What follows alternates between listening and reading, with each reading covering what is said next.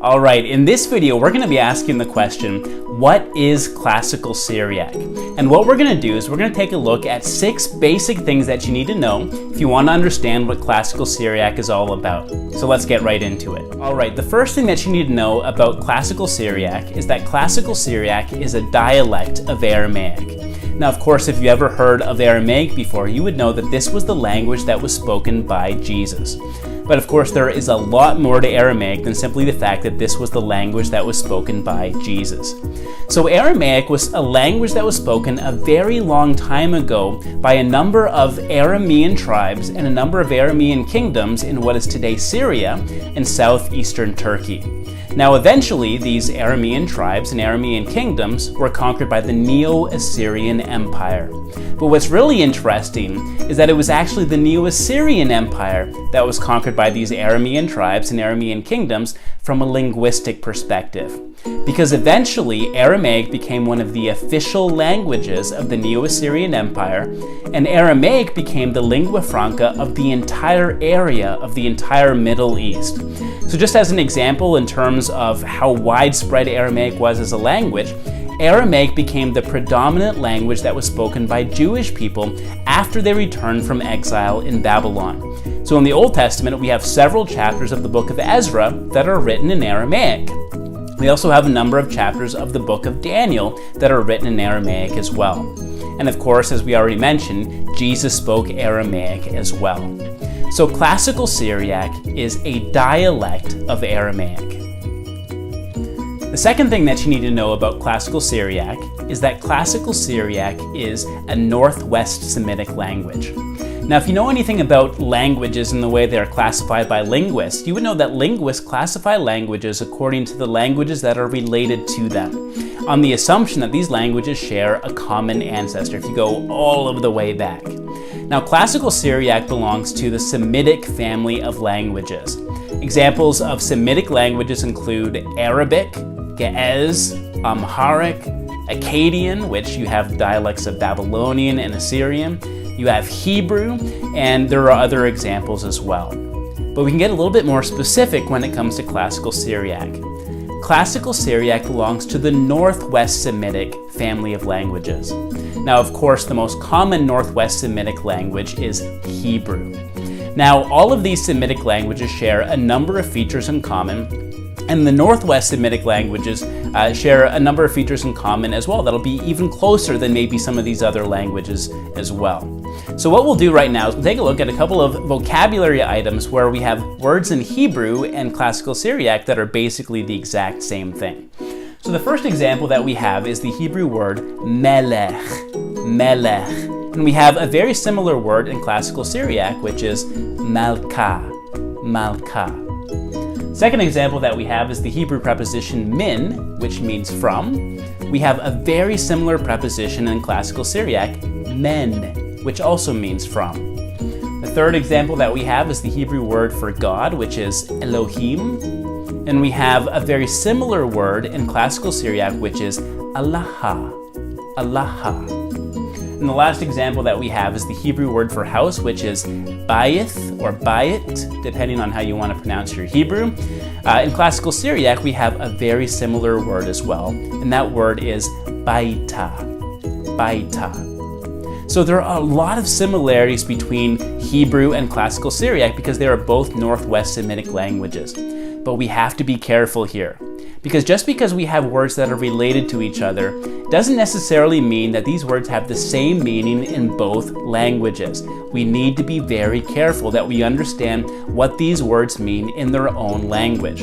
That being said, if you know one Semitic language, it is usually easier to learn other Semitic languages as well. Because it's not just the vocabulary that you have many things in common with, you also have a number of other things in terms of verb structure, the way that words are formed, and other features as well.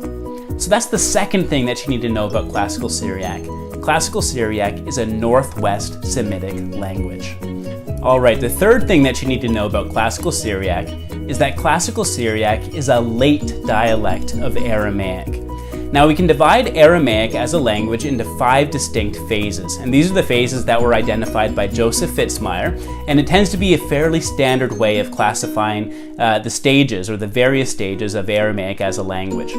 The first stage that we have for Aramaic as a language is what's known as Old Aramaic, and the dates for Old Aramaic are 925 to about 700 BCE. But we shouldn't think that Aramaic didn't exist as a language before that date, didn't exist before 925 BCE. 925 BCE just happens to be the earliest date that we have Aramaic attested as a language in a written source. The next phase that we have is what's called official, imperial, or standard Aramaic, and the dates for that are 700 BCE to about 300 BCE. The third phase of Aramaic is what's known as Middle Aramaic, and the dates for Middle Aramaic are about 300 BCE to about 200 CE. The fourth phase that we have for Aramaic is what's called Late Aramaic, and the dates for Late Aramaic are 200 to about 1000 CE. And then the final phase that we have for Aramaic is what's known as Modern or Neo-Aramaic.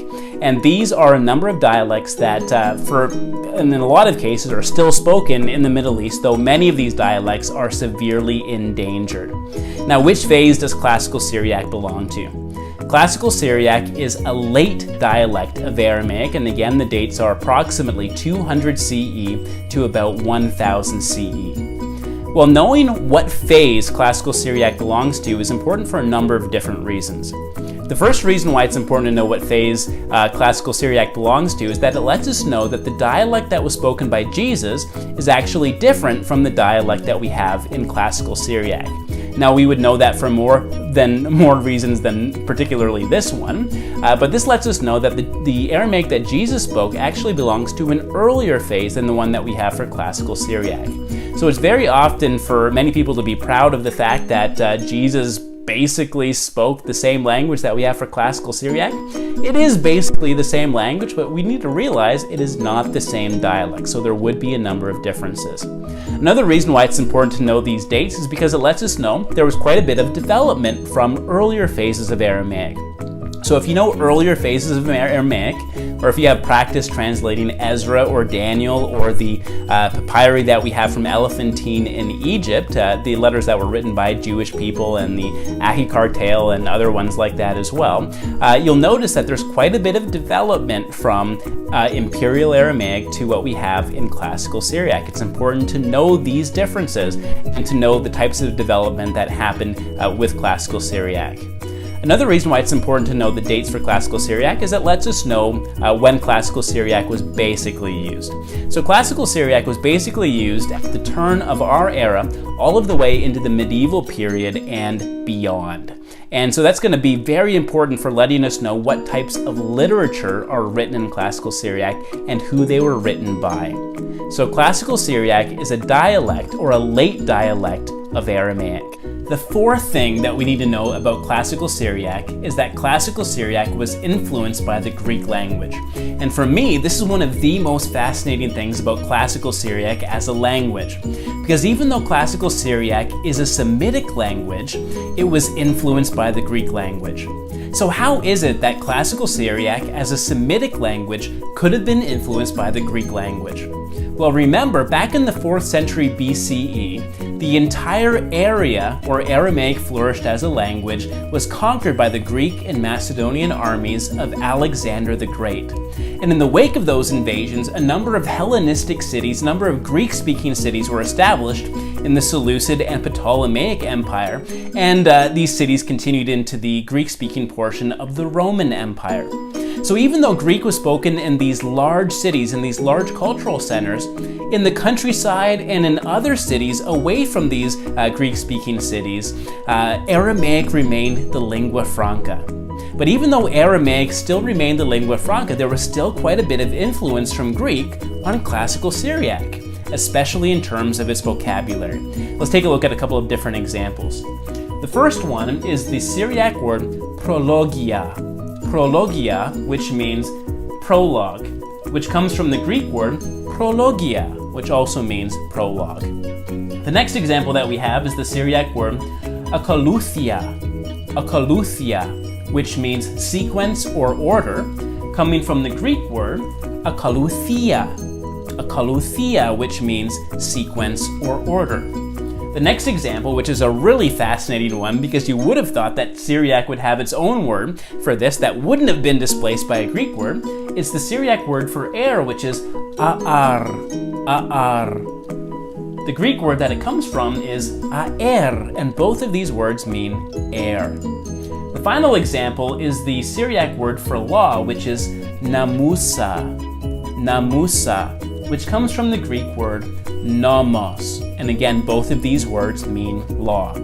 So classical Syriac, because of historical circumstances, even though it's a Semitic language, ended up being influenced by the Greek language. And that's the fourth thing that you need to know about classical Syriac. All right, the fifth thing that you need to know about classical Syriac is that classical Syriac, for the most part, is a Christian language. So that means that even though there would have been other people who would have used classical Syriac, for the most part, the texts that we have were either written by Christians or were specifically Christian literature.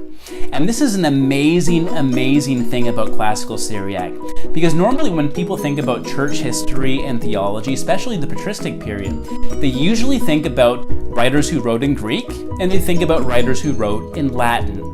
But they forget that there was another language that was used in the patristic period to create theology, to write theological works and commentaries and sermons and things that were formative for the church. That third language is classical Syriac. So knowing classical Syriac opens up a whole new world when it comes to theology and understanding the patristic period, and even for having works that are lost in their original language that are still preserved in classical Syriac. So if you're interested in theology, if you're interested in church history, especially the patristic period, and if you're interested in history in general, like the Crusades and other events, the rise of Islam, classical Syriac is a very, very important language. Right, the sixth thing that you need to know about classical Syriac is that classical Syriac is still used in the liturgy of several churches today. In other words, classical Syriac is still used in the worship of several churches today that find their origin in the Middle East. A couple of examples of churches that still use classical Syriac in their worship services are the Syrian Orthodox Church and the Assyrian Church of the East. Now, if you're watching these videos because you want to be able to participate in the worship of your church in a better way, being able to read the Bible or participate in other portions of your worship services, these videos and the grammar that goes along with these videos might not be the best resource, at least in terms of pronunciation. Because the pronunciation that's used in the Syrian Orthodox Church is way different from the pronunciation that I'm going to be using. And the pronunciation that's used in the Assyrian Church of the East will also be somewhat different from the pronunciation that I'll be using. My pronunciation will be closer to the one of the Assyrian Church of the East, but it'll still be different. And of course, since I have English as a first language, there'll be certain letters that I have a hard time pronouncing. These videos and the grammar that goes along with these videos are meant for people who are learning classical Syriac for scholarly purposes primarily. So that means that these videos are meant for people who want to translate texts that were written in Syriac and be able to understand these texts that were written in Syriac as well. That being said, if you do want to learn classical Syriac for being able to participate in the liturgy of your church, this can still be a good resource for you. Not necessarily for the pronunciation, but for understanding classical Syriac from a linguistic perspective. You'll be able to understand this language a lot better after seeing these videos and after going through the grammar that's associated with these videos. So that's the sixth thing that we need to know about classical Syriac.